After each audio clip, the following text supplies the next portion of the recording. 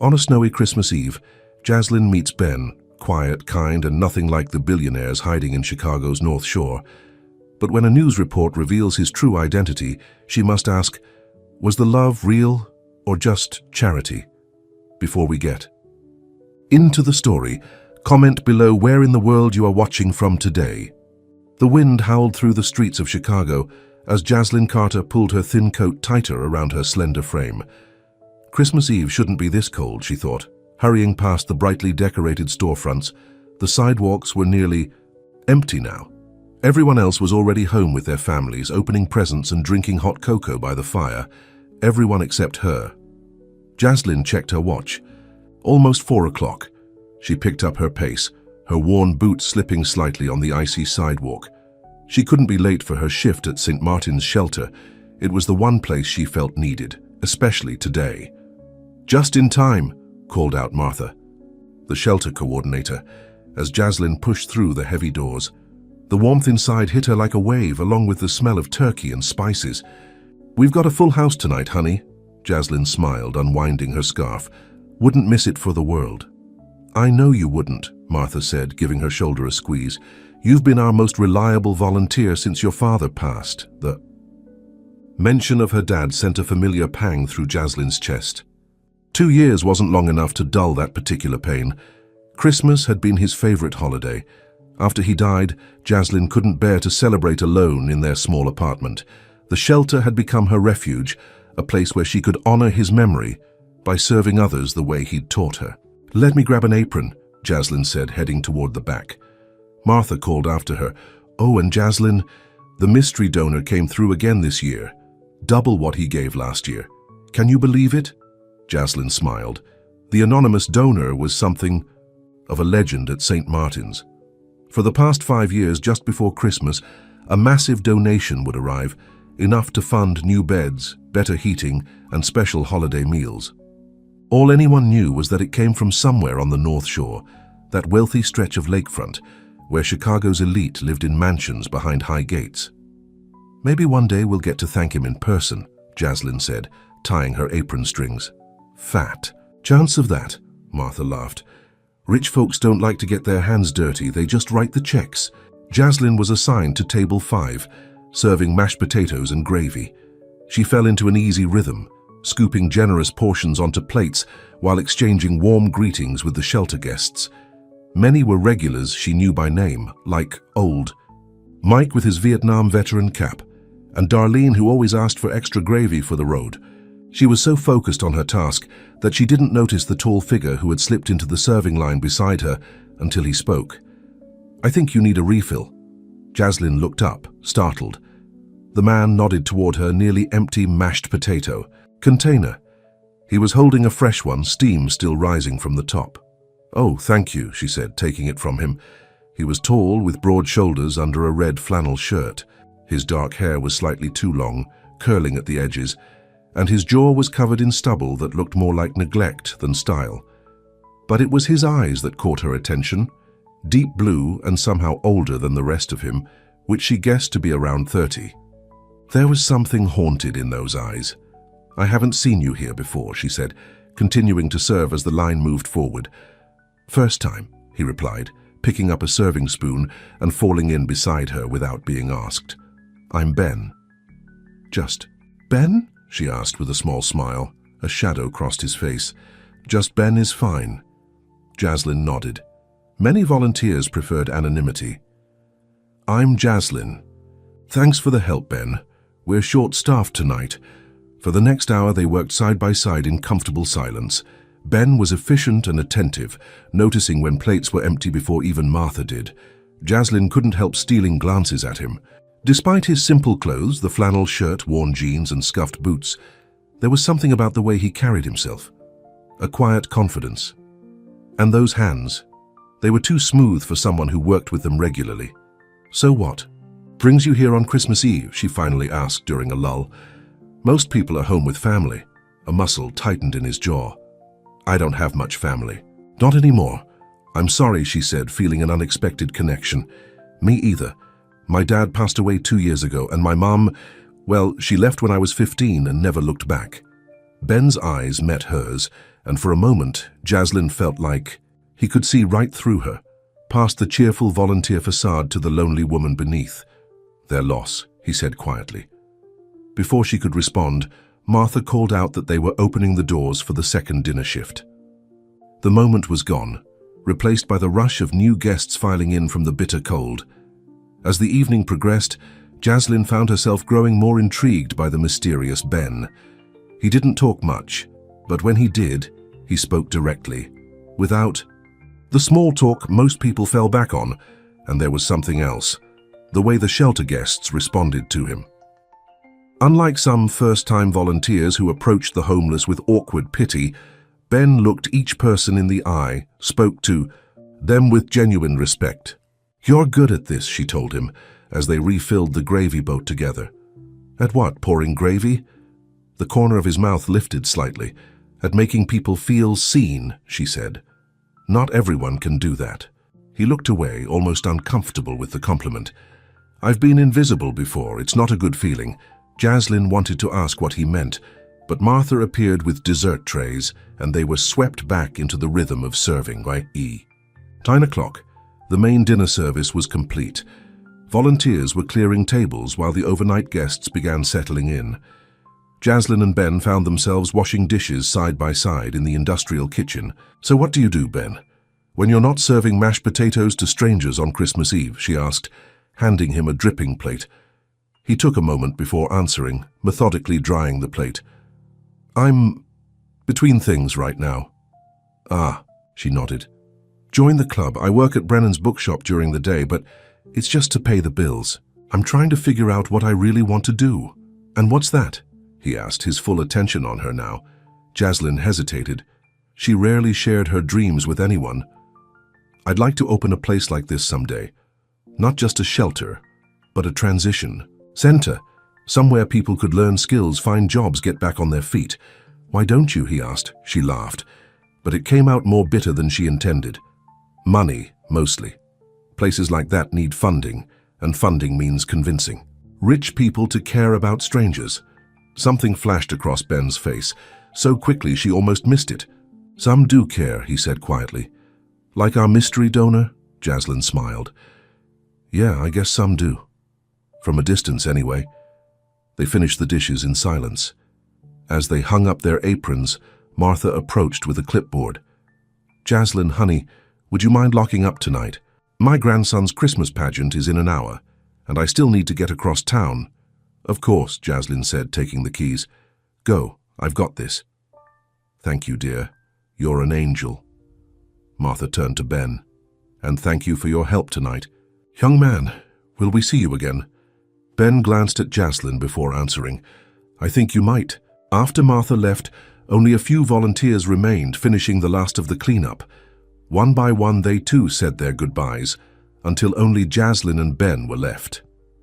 "You don't have to stay," she told him, wiping down the serving counter. "I just need to do a final check and lock the doors." "I don't mind," he said, gathering trash bags. "Unless you want me to go?" "No," she said, surprised by how quickly she answered. "I mean, the company is nice, especially tonight." They worked together to finish the cleanup, and Jaslyn couldn't help noticing how easily they fell into sync, anticipating each other's movements without having to speak.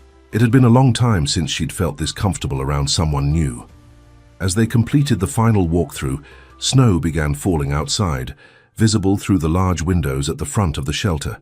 Large, fluffy flakes drifted down, softening the harsh city landscape. "It's beautiful," Jaslyn said, pausing to watch. Ben stood beside her, close enough that she could feel the warmth radiating from him. "My father used to say that snow on Christmas Eve was the world's way of giving everyone a fresh start," she said, softly. "Do you believe that?" Ben asked. "In fresh starts?" Jaslyn thought about it. "I want to. But sometimes the past has a way of following you, doesn't it?" Ben's face grew serious. "Yes, it does." They stood in silence for a moment, watching the snow transform the world outside. "I should probably get going," Jaslyn finally said, reluctant to end the evening. "The last bus to my neighborhood leaves in 20 minutes. "You're taking the bus? In this weather?" Ben frowned. Let me call you a car." "That's really not necessary. Please," he insisted. "It's late, and it's getting worse out there." Before she could protest further, he pulled out a sleek phone, much nicer than she would have expected, and tapped the screen a few times. "It'll be here in 3 minutes," he said. "Thank you," she said, surprised by the gesture. "That's very kind." As they walked to the door, Ben suddenly asked, "Would you like to get coffee sometime, or dinner maybe?" Jaslyn looked up at him, caught off guard. Dating wasn't something she did much of these days. Between work and volunteering, she'd convinced herself she didn't have time. But there was something about Ben. "I'd like that," she said. His smile transformed his face, erasing the haunted look in his eyes, if only for a moment. "Tomorrow's Christmas, but maybe the day after. Around 6. "Perfect." She pulled out her phone. "Let me give you my number." He hesitated for just a second before taking her phone and entering his contact information, then calling his own phone. So he'd have hers. Outside, a black car pulled up to the curb. "That's your ride," Ben said, opening the door for her. "You're not like the others," she murmured, thinking about how different he was from the usual volunteers. He smiled faintly, his eyes on her, not the line of people who had come and gone all evening. "Neither are you."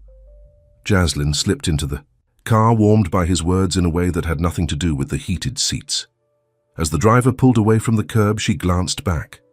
Ben stood in the doorway of the shelter, watching her go, snowflakes catching in his dark hair. For the first time in 2 years, Christmas Eve didn't feel quite so lonely. Back at the shelter, Ben closed the door against the cold and pulled out his phone. The screen lit up with notifications, dozens of missed calls and messages. One in particular caught his eye. A news alert from Forbes with the headline, "Ashford Empire Crumbling Under Mystery Heir's Disappearance." He swiped it away quickly, his jaw tight. He'd left his penthouse 3 weeks ago, cutting all contact with the board, with his assistant, with everyone. They could wait a little longer. For the first time in a year, since the accident that took his sister and the betrayal that nearly destroyed his company, he'd felt something real tonight, something that money couldn't buy. He looked at Jaslyn's number on his phone and saved it under simply J. Then he tucked the phone away and pulled his worn jacket tighter around his shoulders. As he stepped out into the snowy night, he silently prayed she would never find out who he really was, at least not until she knew who he really was. Ben Ashford, the billionaire CEO, could wait. Tonight, he was just Ben, and for now that was enough. Christmas Day dawned bright and cold in Chicago. Jaslyn woke to sunlight streaming through her small apartment window, reflecting off the fresh snow outside. For a moment, she lay still, savoring the quiet. Then memories of the previous night flooded back, the shelter, the busy dinner service, and Ben with his haunted blue eyes and unexpected kindness. She smiled, reaching for her phone on the nightstand. There was a new message from an unknown number. "Merry Christmas, Jaslyn, looking forward to tomorrow." Ben, such a simple text, but it made her heart beat a little faster. She typed back, "Merry Christmas to you too. See you at 6. Normally, Christmas Day stretched endlessly before her, filled with attempts to distract herself from the emptiness of the apartment. Today felt different. She hummed as she made coffee, then curled up on her worn couch with the book she'd been meaning to finish. Across town, in a luxury hotel suite overlooking Lake Michigan, Ben Ashford sat at a desk covered with documents. His laptop was open to financial reports that showed the Ashford Corporation stock dropping another 2 points since yesterday. His phone buzzed constantly with messages from his executive team, his lawyers, even his therapist. He ignored them all, his thoughts fixed on Jaslyn Carter. Her smile, the gentle way she'd spoken to each person who came through the dinner line, the sadness that flickered behind her eyes when she mentioned her father. His own phone chimed with her reply to his message. He read it twice, smiling to himself. Then he turned back to the pile of documents, his expression hardening. There was something he needed to take care of before tomorrow night. He picked up the hotel phone. "This is Mr. Smith in Suite 1245. I need a courier service, please, immediately." The following evening, Jaslyn stood in front of her closet, frowning at her limited options. She rarely went on dates, and when she did, they were usually casual coffee meetings that didn't work out. But something told her this one might be different. She finally settled on a simple green sweater that her father once said matched her eyes paired with her only nice jeans. Nothing fancy, but it would have to do. Ben had suggested a small Italian restaurant in Lincoln Park. When Jaslyn arrived, she was relieved to find it wasn't one of those upscale places where she'd feel out of her element. It was cozy and warm, with checkered tablecloths and soft lighting. Ben was already waiting, seated at a corner table. He stood when he saw her, and Jaslyn's breath caught. He was dressed simply again, dark jeans and a navy blue sweater, but there was no denying how handsome he was. The haunted look in his eyes was still there, but when he smiled at her, it retreated just a bit. "You look beautiful," he said as she approached. "Thank you." She felt her cheeks warm. "This place is lovely. I hoped you'd like it. The owner, Mario, makes the best lasagna in Chicago." As if on cue, an older man with a thick Italian accent approached their table.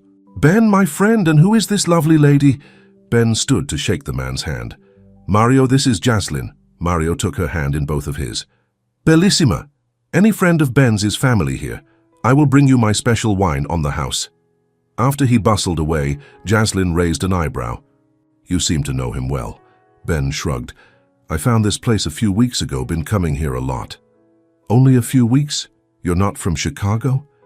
There was that slight hesitation again. "I grew up here, actually, North Shore, but I've been away for a while." Before she could ask more, Mario returned with wine and began describing the evening's specials with dramatic gestures. By the time he left, the moment had passed.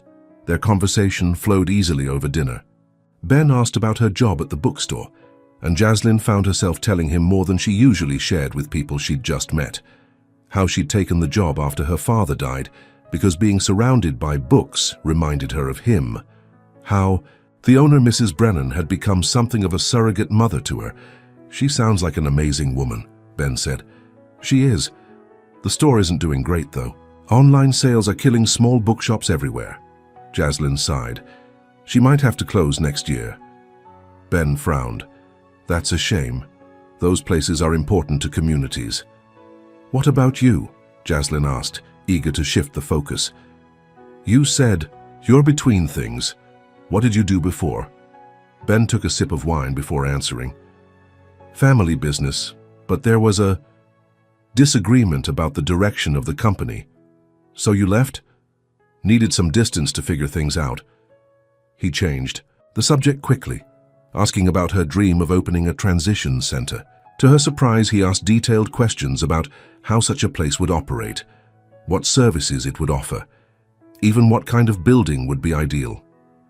"You've really thought this through," he said, impressed. Jaslyn smiled. "I've had a lot of time to dream about it, but dreams don't pay the bills." "Sometimes they do," Ben said quietly, "if you believe in them enough." There was something in his voice, a certainty that made her wonder who he really was. But every time she tried to ask about his past, he gently steered the conversation elsewhere. By the time they finished dessert, a tiramisu that Mario insisted they try, Jaslyn felt like she'd known Ben for much longer than just 2 days. There was an ease between them, a comfort she couldn't explain. "Let me walk you home," Ben said as they left the restaurant. "It's pretty far," she warned. "I don't mind." The night was clear and cold, the streets quiet after the holiday. As they walked, their hands brushed once, twice, before Ben finally took hers in his. His hand was warm and strong, and Jaslyn felt a flutter in her chest that had nothing to quiesce. "Do with the cold. Thank you for tonight," she said, breaking a comfortable silence. "I can't remember the last time I enjoyed Christmas this much." Ben squeezed her hand gently. "Me neither." When they reached her apartment building, a modest brick structure in a neighborhood that had seen better days, Ben looked up at the facade with an unreadable expression. "This is me," Jaslyn said, suddenly self-conscious about the peeling paint and broken buzzer panel. "Can I see you again tomorrow?" Ben asked. The directness of his question made her smile. "I'd like that, but I work until 6. "I'll pick you up at the bookstore," he said. "If that's okay?" "It's perfect." He hesitated, then leaned down and kissed her cheek, his lips warm against her cold skin. "Good night, Jaslyn." She watched him walk away, wondering how a man she'd just met could make her feel so seen, so understood. For the first time in years, something like hope bloomed in her chest. Brennan's bookshop was tucked between a laundromat and a convenience store on a quiet street in Old Town. Its windows were crowded with books, a faded "open" sign hanging in the door. Inside, the smell of old paper and dust filled the air. Jaslyn loved it here. She moved between the cramped aisles, reshelving books and helping the occasional customer. Today, her mind kept drifting to Ben. Their dinner. The way he listened when she spoke, really listened. "You're smiling more than usual today," Mrs. Brennan observed from behind the counter. She was a small woman in her 70s with silver hair and bright, shrewd eyes behind thick glasses. "Am I?" Jaslyn tried to sound casual. Does it have anything to do with that handsome young man who's been standing outside for the last 10 minutes? Jaslyn's head snapped up. She hurried to the window and peered out. Sure enough, Ben was there, leaning against a lamppost across the street. He was watching the bookstore with a thoughtful expression. "I'll be back in a minute," Jaslyn told Mrs. Brennan, grabbing her coat. The bell above the door jingled as she stepped outside. Ben straightened when he saw her, looking slightly embarrassed. "I'm early," he said. "I didn't want to disturb you at work." "How long have you been out here?" He checked his watch. "Not long." But something about the way he avoided her eyes told Jaslyn he'd been there longer than he was admitting. "Come inside," she said. "It's freezing out here." Ben hesitated. "Are you sure it's okay?" "Of course. Mrs. Brennan would love to meet you." Inside, Mrs. Brennan was waiting with undisguised curiosity. Jaslyn made the introductions, noticing how Ben's eyes took in every detail of the shop, the sagging shelves, the worn carpet, the ancient heating system chugging valiantly in the corner. "So you're the young man who's put a smile back on our—" "Jaslyn's face," Mrs. Brennan said bluntly. "Mrs. Brennan." Jaslyn felt her face heat up. Ben smiled, a genuine smile that reached his eyes. "I'm trying my best, Ma'am." "Good. She deserves it." The older woman looked him up and down appraisingly. "You look like a reader. What do you like?" "History, mostly, and biographies." Mrs. Brennan nodded approvingly. "A man who wants to learn from the past. That's a good sign." She glanced at the clock. "Jaslyn, why don't you go a bit early today? I can handle the closing." "Are you sure?" "Of course, we've had all of 3 customers today." Mrs. Brennan waved her hand dismissively.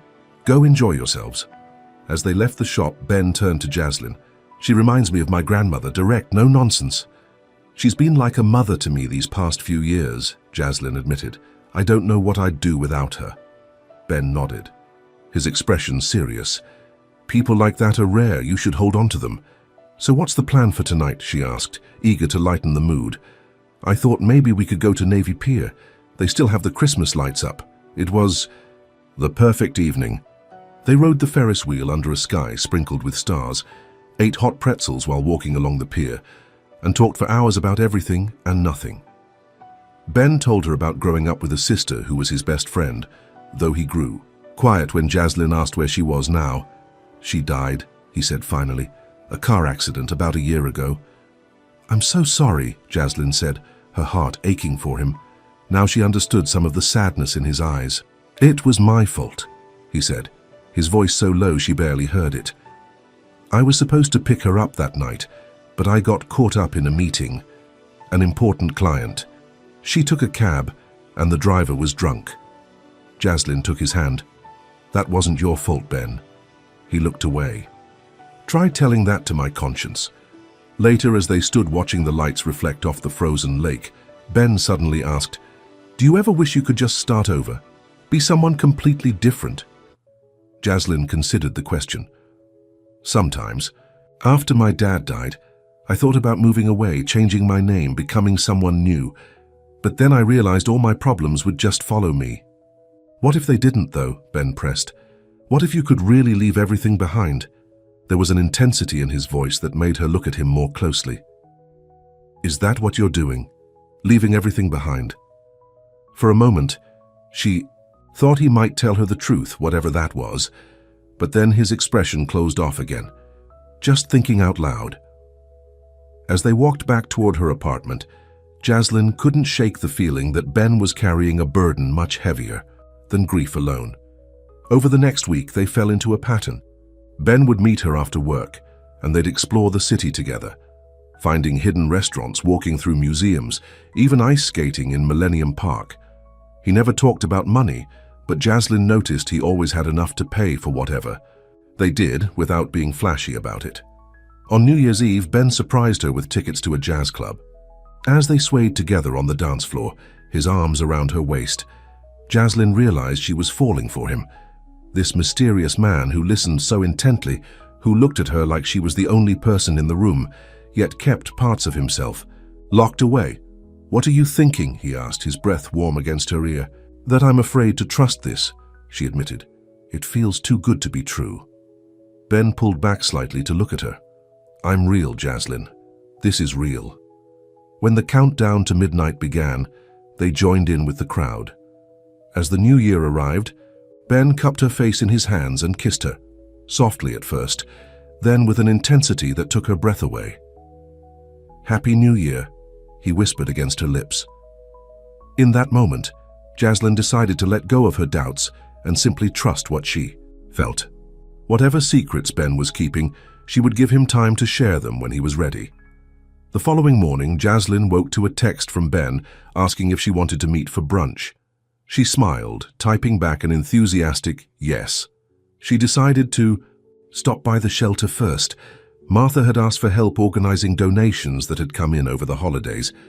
The streets were quiet, most people still recovering from New Year's celebrations. As she passed a diner, a familiar voice from a television inside caught her attention. Jaslyn slowed, then stopped. Through the window, she could see a news program, playing on a TV mounted on the wall. The continued absence of Benjamin Ashford, CEO of Ashford Technologies, has investors increasingly concerned, a reporter was saying. Sources close to the company suggest that Ashford has not been seen at corporate headquarters for over a month. The screen changed to show a photograph, and Jaslyn felt her world tilt sideways. There, dressed in an expensive suit instead of a red flannel shirt, was Ben. Her Ben. Ashford, 30, took over the company following his father's death 3 years ago, the reporter continued. Under his leadership, Ashford Technologies has become a leader in sustainable energy solutions, with Ben Ashford's personal fortune estimated at over $2 billion. Jaslyn stared at the screen in disbelief. $2 billion. The mystery. Donor at the shelter. The way he always had just enough money. His reluctance to talk about his past. It all suddenly made horrifying sense. She backed away from the window, bumping into a passerby who gave her an irritated look. Her phone buzzed. In her pocket, another text from Ben asking which restaurant she preferred. Anger and humiliation washed over her in equal measure. All this time he'd been lying to her, playing some kind of game, pretending to be just an ordinary guy while he was actually one of the richest men in Chicago. Was that why he'd approached her at the shelter? Some kind of billionaire's holiday? Charity project? With shaking hands, Jaslyn pulled out her phone and typed, "I know who you are, Ben Ashford, don't contact me again." Then she turned off her phone, tears blurring her vision as she walked blindly toward the shelter, wondering how she could have been so naive, so foolish, to believe that someone like him could truly care for someone like her. Ben stared at Jaslyn's message, his heart sinking. He had known this moment might come, but he hadn't expected it to happen so soon. He tried calling her immediately, but the call went straight to voicemail. She had turned off her phone, damn it, he muttered, pacing the hotel room. Everything had been going so well. For the first time since Claire's death, he had felt like himself again. Not Benjamin Ashford, the billionaire CEO, just Ben. A man falling in love with a woman who saw him for who he really was. Now, it was all falling apart. He grabbed his jacket and headed out. He knew where she would go, the shelter. It was her safe place, just like it had become his. The January air hit his face like a slap as he stepped outside. Snow was beginning to fall again, large flakes that clung to his hair and shoulders as he walked quickly through the streets. He needed to explain, to make her understand that he hadn't been playing some cruel game. That what they had was real. When he reached St. Martin's, he paused outside, suddenly uncertain. What if she didn't want to see him? What if she wouldn't listen? Taking a deep breath, he pushed open the door. Martha looked up from the reception desk, her face brightening. Ben, good to see you again, here to volunteer. Actually, I'm looking for Jaslyn. Is she here? Martha's smile faded slightly. She was, but she left about 20 minutes ago. She seemed upset. Did something happen? Ben ran a hand through his hair, snow melting under his fingers. It's complicated. Do you know where she went? She mentioned the bookstore, said she needed to talk to Mrs. Brennan. Thanks, Martha. He turned to leave, then stopped. When she comes back, could you tell her I'm looking for her, that I need to explain? Martha studied him with shrewd eyes. I'll tell her. But only if you tell me what's going on. That girl is like family to me. Ben hesitated, then nodded. She found out who I really am, that I'm not just some guy named Ben. Understanding dawned on Martha's face. You're the donor, aren't you? The one who's been supporting the shelter all these years. He nodded. Well, I'll be, Martha said softly. But why hide it? Ben looked away. Because people treat you differently when they know you have money. They see the wallet, not the person. Martha's expression softened. And you didn't want Jaslyn to see you that way? No. I wanted her to know me, the real me. Honey, the real you includes all of it. Your money, your company, everything. You can't just pick and choose the parts you want people to see. Ben knew she was right, but it didn't make the situation any easier. I need to find her. I need to explain. Martha nodded. Go on then. But Ben, give her time. Finding out someone isn't who you thought they were, that's not easy to get past. At Brennan's bookshop, Jaslyn sat in the back room, a cup of tea growing cold in her hands. Mrs. Brennan had taken one look at her tear-stained face and ushered her into the small office behind the shop. He lied to me, Jaslyn said, her voice hollow. All this time, he's not some regular guy looking for a fresh start. He's Benjamin Ashford, the billionaire. Mrs. Brennan sat across from her, listening patiently. And this changes how you feel about him? Jaslyn looked up, surprised by the question. Of course it does. He made me believe he was just Ben, someone like me. But he's been living a completely different life, playing pretend. Did he ever actually lie to you? Or did he just leave things out? Jaslyn frowned. What's the difference? He let me believe something that wasn't true. Maybe he had his reasons, Mrs. Brennan suggested gently. Rich people don't have it easy when it comes to knowing who really cares about them and who just wants their money. So that makes it okay to deceive me. Jaslyn stood up, pacing the small room. I trusted him. I told him things I've never told anyone else. And all that time he was keeping this huge secret. People are complicated, dear. We all have parts of ourselves we don't share right away. This isn't like not mentioning a bad haircut in high school, Jaslyn said bitterly. He's one of the richest men in Chicago. The bell over the shop door jingled and Mrs. Brennan rose. Let me check on that. You stay here and drink your tea. Alone, Jaslyn tried to sort through her tangled emotions. Anger, hurt, embarrassment. But underneath it all was a painful realization. She missed him already. Despite the lies, despite the deception, there had been something real between them. She had felt it, but how could she trust him now? Mrs. Brennan returned, her expression carefully neutral. There's someone here to see you. Jaslyn's heart skipped. I don't want to see him. It's not Ben, dear. It's a woman named Elaine Porter. Says she's from Ashford Technologies. Confused, Jaslyn followed Mrs. Brennan into the shop. A tall, elegant woman in a tailored suit stood near the counter, looking out of place among the dusty bookshelves. Her hair was pulled back in a severe bun, and she wore glasses that did nothing to soften her sharp features. Ms. Carter, I'm Elaine Porter, Mr. Ashford's executive assistant. The woman's voice was as crisp as her appearance. May I have a word? Jaslyn crossed her arms.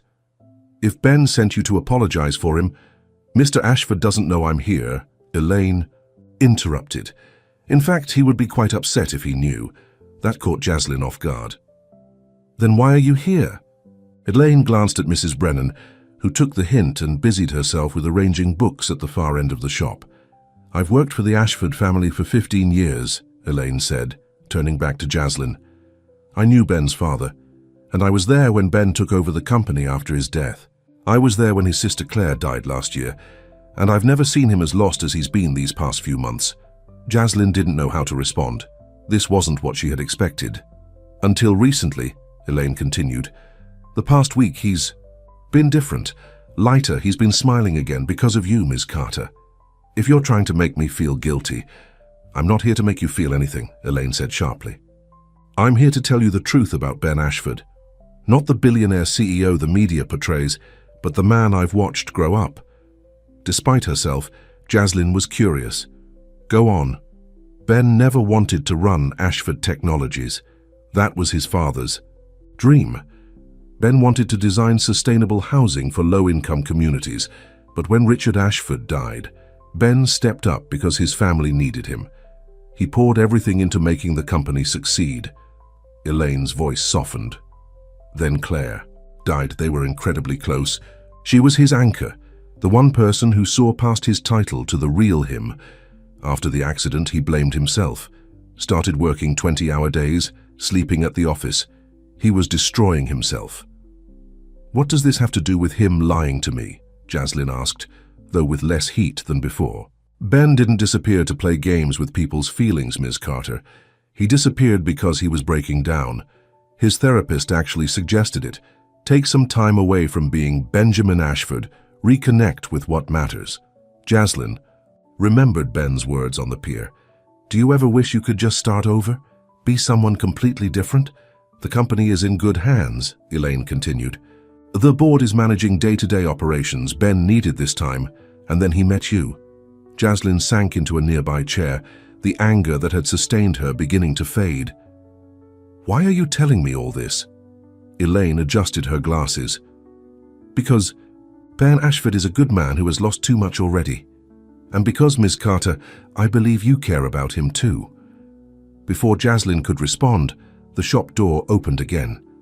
This time it was Ben who stood there, his hair damp from snow, his expression changing from hope to confusion when he saw Elaine. "Elaine, what are you doing here?" The assistant straightened, professional mask back in place. "Just some business matters that couldn't wait, Mr. Ashford. I was about to leave." She nodded to Jaslyn, then walked past Ben. At the door, she paused. "The board meeting is scheduled for next Monday. They're expecting you back." After she left, an uncomfortable silence filled the shop. Mrs. Brennan discreetly disappeared into the back room, leaving Ben and Jaslyn alone. "I'm sorry," Ben said. "Finally. I should have told you the truth from the beginning." Jaslyn looked at him, really looked at him. He was still the same person she had laughed with, danced with, kissed on New Year's Eve. But now she saw the weight he carried, the burden of responsibility and guilt that had been there all along. "Why didn't you?" she asked, her voice barely above a whisper. Ben moved closer, stopping a few feet away as if afraid to crowd her. "Because for the first time in my life, someone was seeing me. Just me. Not my family name, not my company, not my bank account. Do you know how rare that is?" "You didn't give me the chance to prove I wouldn't care about those things," Jaslyn said. "Wouldn't you, though? Be honest, Jaslyn. If I had walked into that shelter and introduced myself as Benjamin Ashford, CEO of Ashford Technologies, would you have treated me the same?" She wanted to say yes, but honesty compelled her to shake her head. "Probably not.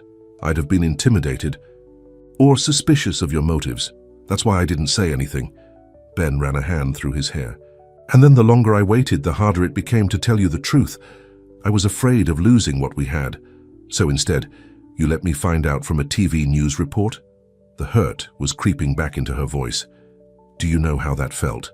To realize everyone else knew something about you that I didn't?" "I was going to tell you," Ben insisted. "I'd made up my mind to do it this week, but I wanted you to know me first, the real me.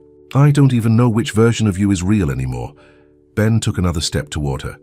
"They both are, Jaslyn. The man in the red flannel serving mashed potatoes at the shelter, that's me. The guy who walked you home and danced with you on New Year's Eve, that's me too. The only difference is what I do for a living and how much money I have. That doesn't change who I am." Jaslyn wanted to believe him, but doubt still nagged at her. "Why me, Ben? Of all the women in Chicago, why did you choose to spend time with me?" "I didn't choose you," he said simply. "It just happened. I walked into that shelter looking for something. Peace, maybe. A way to honor Claire. I never expected to meet someone who would change everything." His sincerity was hard to doubt. Jaslyn felt her resolve weakening. "I need time, Ben. This is a lot to process." He nodded, disappointment clear in his eyes but respecting her request. "I understand. For what it's worth, I am truly sorry for not being completely honest with you." As he turned to leave, Jaslyn called after him. "The shelter dinner, was that really the first time you'd been there in person? Or was that a lie too?" Ben looked back at her. "It was the first time. I'd been donating anonymously for years, but after Claire died, I needed to see where the money was going, to feel connected to something real." With that, he left, the bell above the door jingling softly as it closed behind him. Mrs. Brennan emerged from the back room, eyeing Jaslyn speculatively. Well, that was quite dramatic. Despite everything, Jaslyn couldn't help but smile weakly. "My life has turned into a soap opera." "The question is," Mrs. Brennan said, settling into a chair beside her, "what happens in the next episode?" The following days passed in a blur. Jaslyn threw herself into work, trying not to think about Ben. He didn't call or text, respecting her request for space. But his absence left a void that she couldn't ignore. She found herself looking for him whenever she entered the shelter, hoping to see that red flannel shirt among the volunteers. But he never appeared. On Friday afternoon, Martha pulled her aside. "There's something you should see." She led Jaslyn to the shelter's small office and handed her a newspaper. The business section featured a large photograph of Ben, looking every inch the powerful CEO in a tailored suit, with the headline, "Ashford Returns, Billionaire Back at Helm After Mystery Absence." "He's going back to his real life," Jaslyn said softly. Martha gave her a long look. "That doesn't mean he's forgotten about you." "It doesn't matter. We're from different worlds, Martha. It would never work. That's just fear talking, honey, and fear is a poor advisor." Before Jaslyn could respond, another volunteer burst into the office. "Martha, you need to see this." They followed him to the main room, where a group had gathered around the shelter's small television. A news reporter stood outside a modern glass building with the Ashford Technologies logo. "The surprise announcement has sent shockwaves through the business community," the reporter was saying. "Benjamin Ashford, who returned to his position as CEO just days ago, has pledged $20 million to establish a network of transition centers for homeless individuals throughout Chicago." Jaslyn froze, her eyes fixed on the screen as it cut to footage of Ben at a press conference. These centers will provide not just temporary shelter, but comprehensive support, job training, education, healthcare, and permanent housing assistance, Ben was saying, his voice confident but his eyes tired. "Everyone deserves a chance to rebuild their life with dignity," a reporter called out. "Mr. Ashford, what inspired this initiative?" The camera zoomed in on Ben's face, and for a moment Jaslyn saw vulnerability break through his professional facade. "Someone very special showed me that true change happens one person at a time," he said. "This is for her." The shelter erupted in excited chatter, but Jaslyn couldn't hear any of it over the pounding of her heart. She slipped away, needing to be alone with her thoughts. Outside, she walked aimlessly through the cold streets, Ben's words echoing in her mind. This is for her. She knew he meant her, knew he was trying to make her dream a reality, even if she wasn't part of his life anymore. It was grand, extravagant, and exactly what she would expect from Benjamin Ashford, billionaire CEO. But it was also thoughtful, meaningful, and driven by genuine compassion. Exactly what she would expect from Ben, the man in the red flannel shirt. Maybe they were the same person after all. Ben sat alone in his office on the top floor of Ashford Tower, surrounded by floor-to-ceiling windows that offered a panoramic view of Chicago. He had been back at work for nearly a week, throwing himself into the Transition Center project with single-minded focus. It was all he could do to keep from thinking about Jaslyn. He had given her the space she asked for, though every day without her felt like an eternity. He hoped she had seen the press conference, that she understood what he was trying to do. Not to buy her forgiveness, he knew her well enough to know that wouldn't work, but to show her that she had changed him, had helped him find purpose again. A knock at the door interrupted his thoughts. Elaine entered, her usual efficient self. "The architects are here with the preliminary designs for the first transition center. Send them in," Ben said, straightening his tie. "Also," Elaine added more hesitantly, "there's someone else here. I'd see you. She doesn't have an appointment." Ben's heart leaped. "Who is it?" "A Mrs. Brennan. She says she owns a bookshop. Not who he had hoped for, but intriguing nonetheless. Send her in first, please." Mrs. Brennan entered a moment later, looking around the luxurious office with undisguised curiosity. My, quite a step up from my little shop." Ben smiled, genuinely pleased to see her. "Mrs. Brennan, this is a surprise." "I imagine it is." She settled into a chair across from his desk, studying him with those shrewd eyes. "You look tired, young man." "It's been a busy week." I saw your press conference. Very impressive." "Thank you." Mrs. Brennan got straight to the point. "She misses you, you know, though she's too stubborn to admit it." Ben's grip tightened on his pen. "How is she?" "About as miserable as you look." Mrs. Brennan's expression softened. "She's confused, Ben. Hurt, but mostly afraid." "Afraid of what?" "Of not being enough. Of being a temporary chapter in your story. The poor girl from the wrong side of town who caught a billionaire's attention for a few weeks." Ben leaned forward. "That's not what she is to me, not at all. I believe you, but Jaslyn has spent her whole life being left behind by people who were supposed to care about her. Her mother, then her father, though not by choice. She's learned to protect herself by keeping people at a distance." "I understand that," Ben said quietly. "Better than you might think," Mrs. Brennan nodded. "I thought you might. That's why I'm here." She reached into her large handbag and pulled out a worn leather book. This was Tom Carter's, Jaslyn's father, his journal. She gave it to me after he died. Said she couldn't bear to read it yet. "I've been keeping it safe for when she's ready." She placed it on Ben's desk. "There's an entry in here from about 10 years ago. Tom worked briefly as a landscaper for an estate on the North Shore, the Ashford estate." Ben stared at the journal, surprised. "I don't remember. You were probably away at college. But he wrote about meeting a kind man who took the time to talk with his workers, who asked about their families, who cared about more than just how well they trimmed his hedges." "My father," Ben said softly. Mrs. Brennan nodded. "Richard Ashford. Made quite an impression on Tom Carter. Gave him hope that not all wealthy people were out of touch with reality. That some remembered what it meant to be human." She stood, smoothing her skirt. "The apple doesn't fall far from the tree, does it?" Ben was at a loss for words. Mrs. Brennan headed for the door, then turned back. "Jaslyn works the dinner shift at the shelter tonight. Alone. Just thought you might want to know." After she left, Ben sat motionless, staring at the journal. Then he picked up his phone. "Elaine, tell the architects I need to reschedule, and find me a red flannel shirt."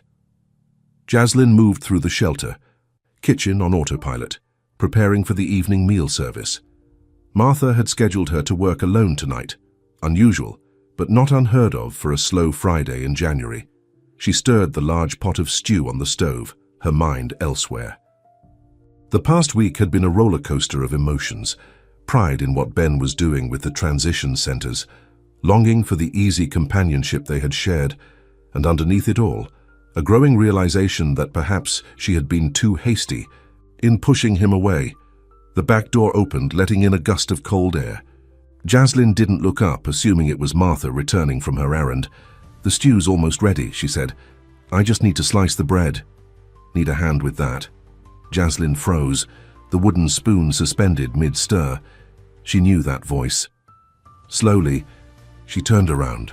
Ben stood in the doorway wearing a red flannel shirt and jeans, just as he had the first night they met. His hair was slightly tousled from the wind, his eyes uncertain as they met hers. "Ben," she breathed, "what are you doing here?"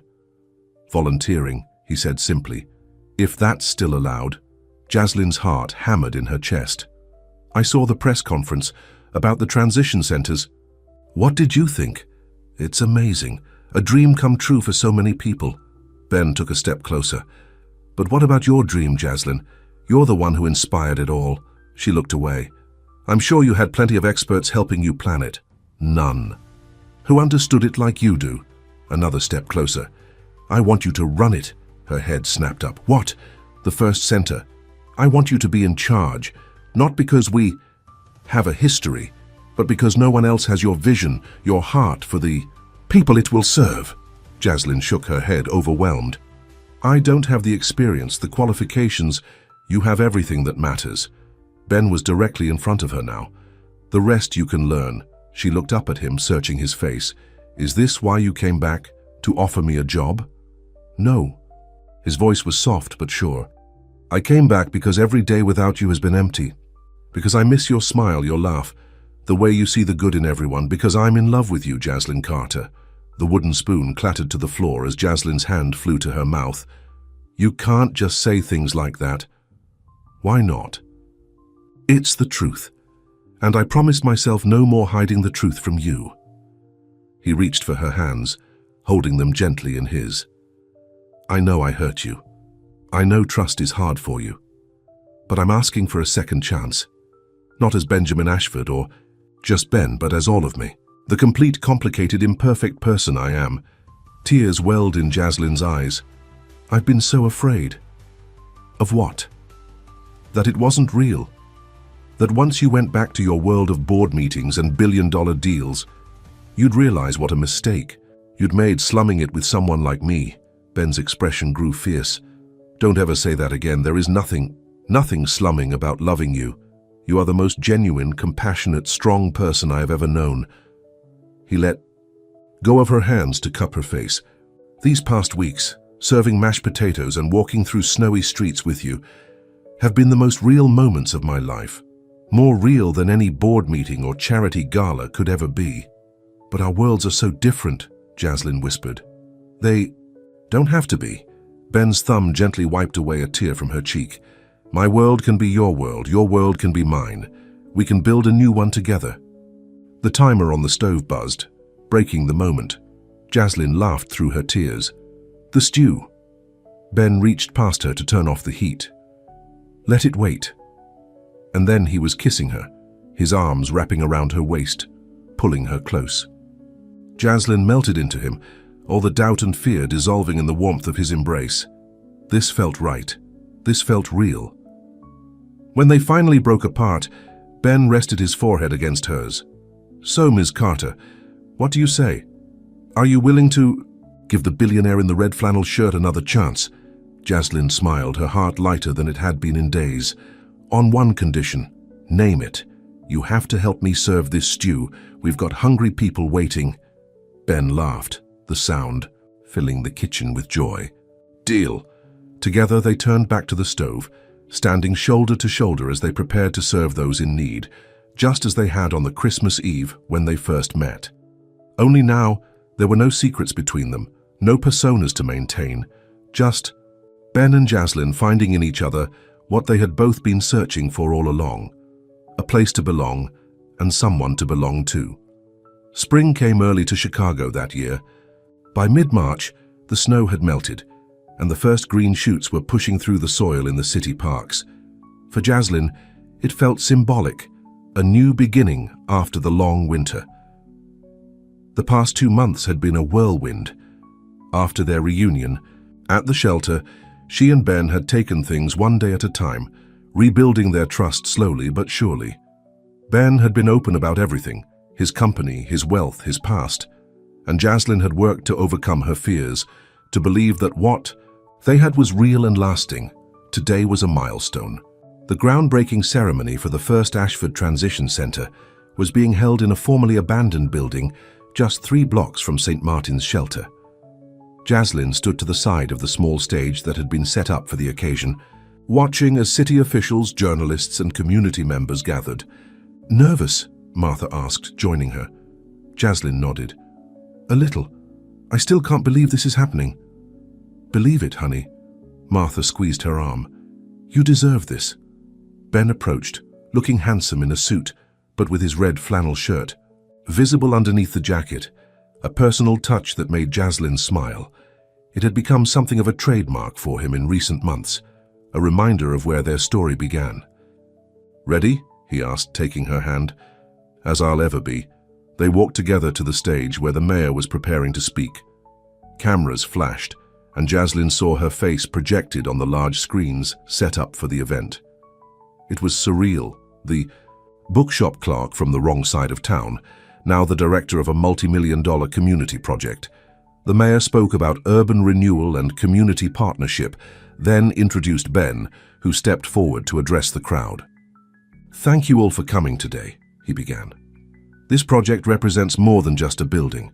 It represents a belief that everyone deserves a chance to rebuild their life with dignity and support." His eyes found Jaslyn's as he continued. "I've been fortunate in my life. But true fortune isn't measured in dollars and cents. It's measured in the connections we make, the lives we touch, the love we give and receive." The crowd applauded, and Ben gestured for Jaslyn to join him at the podium. She took a deep breath and stepped forward. "Good morning," she said, her voice steady despite the butterflies in her stomach. "My name is Jaslyn Carter, and I'll be serving as the director of the Ashford Transition Center." She looked out at the sea of faces, some familiar from the shelter, others strangers who would soon become part of this new community. 2 years ago, I lost my father. He was my only family, and suddenly I was alone in the world. But I found a new family at St. Martin's Shelter. I learned that community can heal us when we're broken, lift us when we fall, and remind us that we're never truly alone. Ben stood beside her, his presence giving her strength. That's what this center will be, a community where people can find not just resources, but connection, where they can rebuild not just their circumstances, but their sense of belonging.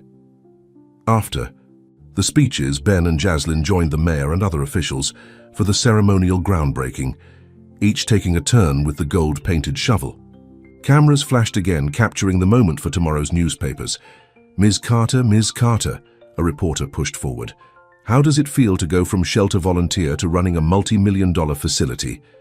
Jaslyn hesitated, but Ben's hand, at the small of her back, steadied her. "It feels like exactly where I'm supposed to be," she said simply. Another reporter called out, "Mr. Ashford, is it true you met Ms. Carter while volunteering incognito at a homeless shelter?" Ben smiled. "I wasn't incognito, I was just being myself." The questions continued, but Ben skillfully steered them back to the project itself, away from their personal relationship. They had agreed to keep that part of their lives as private as possible. Later, as the crowd dispersed and workers began removing the stage, Ben pulled Jaslyn aside. "You were amazing," he said, tucking a strand of hair behind her ear. "How does it feel?" "Overwhelming," she admitted. "But in a good way." He smiled, his eyes crinkling at the corners in the way she loved.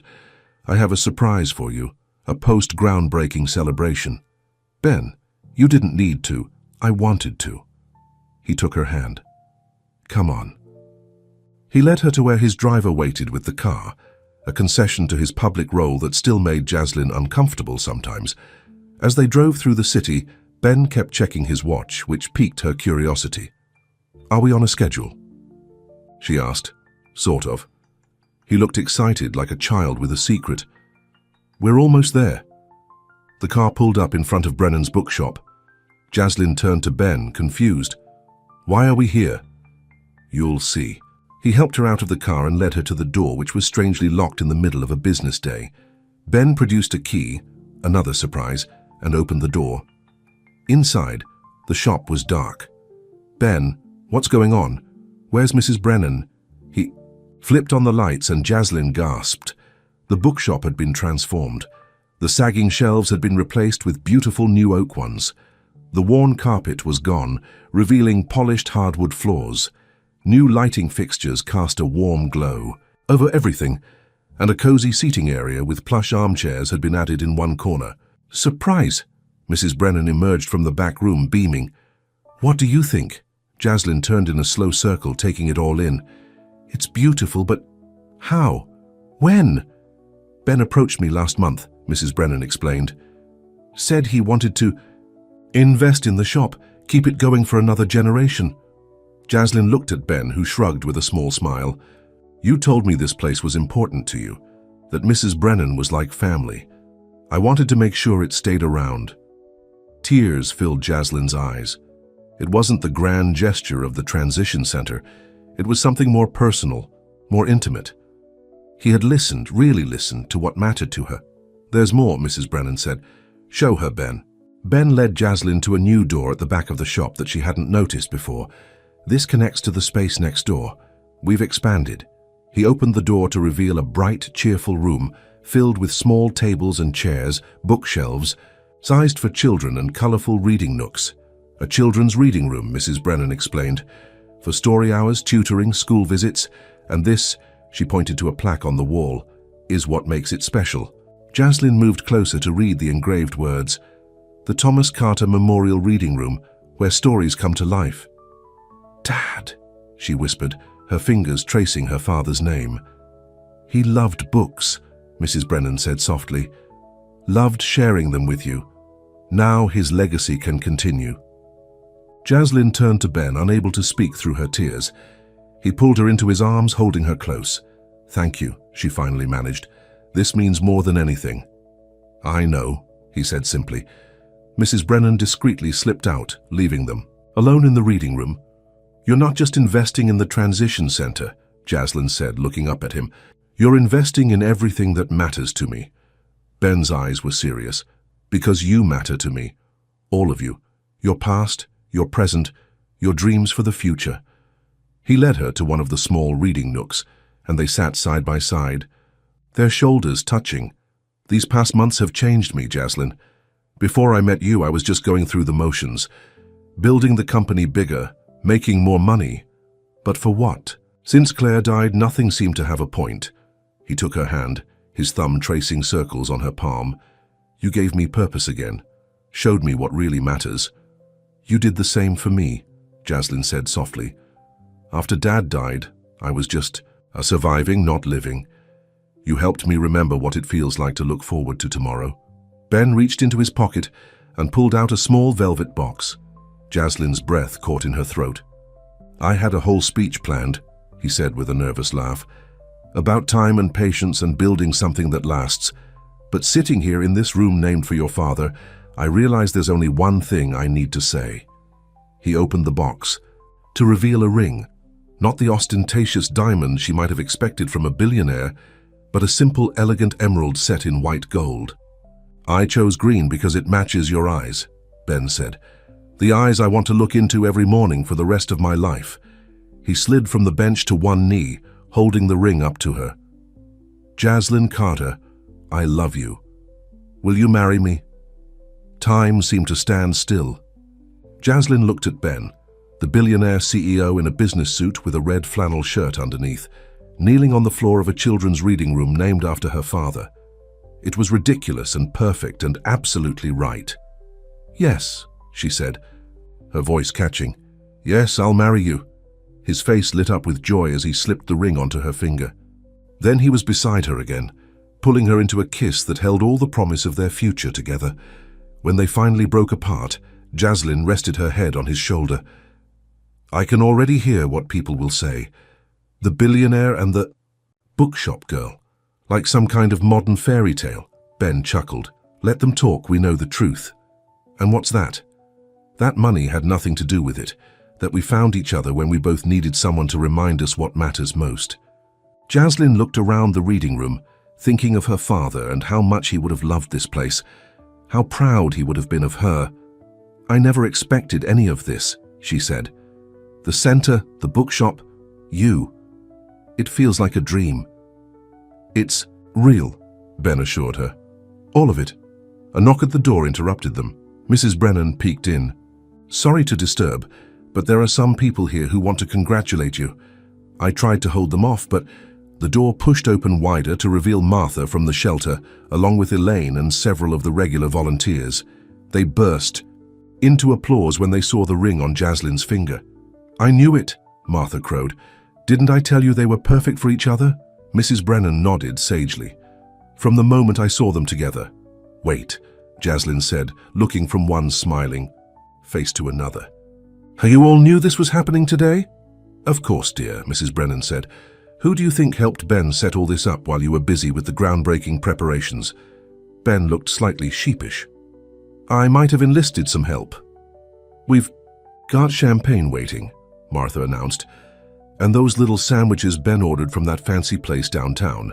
As they moved back into the main part of the bookshop, now filled with their closest friends, Jaslyn felt a sense of completion.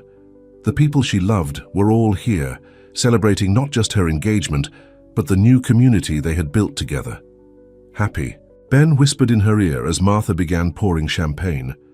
"More than I ever thought possible," Jaslyn replied, leaning into his embrace. 6 months later, on a crisp autumn day, Jaslyn stood at the entrance of the newly completed Ashford Transition Center. The building had been transformed from a derelict eyesore to a beacon of hope, with large windows, a welcoming entrance, and gardens planted by community volunteers.